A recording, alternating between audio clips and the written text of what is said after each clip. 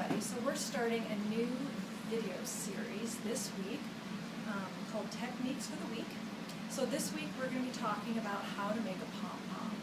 As many of you may have seen, we carry these great little pom-pom makers here at the store. We carry a package that's for mini and small pom-poms, and then we've got a package for kind of the medium and the large, and then we just got in this jumbo pom-pom for all those that want to make pom-pom trees or just have a big old pom-pom on the back of their slouchy hat.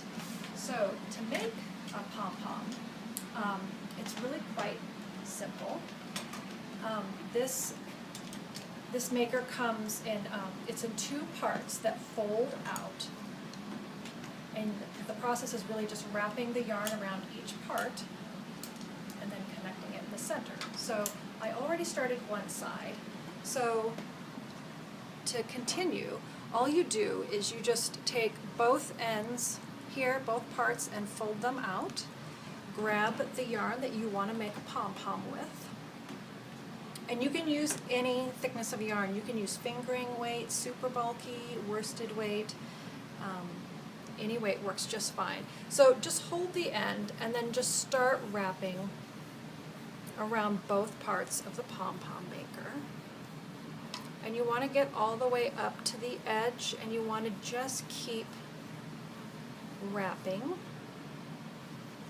completely covering the plastic. And the more thoroughly you wrap, the better your pom-pom will look.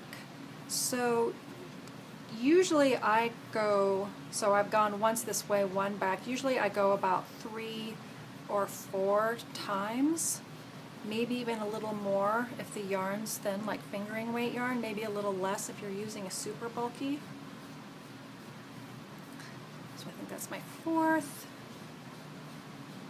So you just want it to be super thick. You really don't want to feel or see the edges of the plastic. So you go just back and forth as much as you want, and then just finish at the end, and then you just cut, leaving a little bit of a tail, and then fold it back. Now I've already done the other side. So once both ends are done, you just take your scissors and you just come straight down the center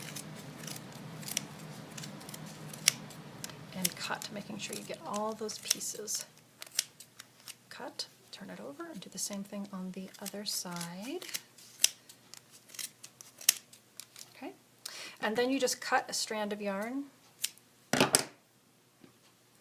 and you're just going to come down the middle. So I'm just going to pull it until it disappears down in the center. And so this yarn is going to be tying around all this, and it's what's going to keep your pom-pom together. So you want to tie it quite snug. Not too tight that of course you break the yarn, and if that should happen, just grab another strand and just redo it. And try to keep the tightness, and I usually do at least 3 square knots until it's nice and firm. Okay? And then what you're going to do is you're just going to pull this out, turn it over, pull this one out, and then pull it out.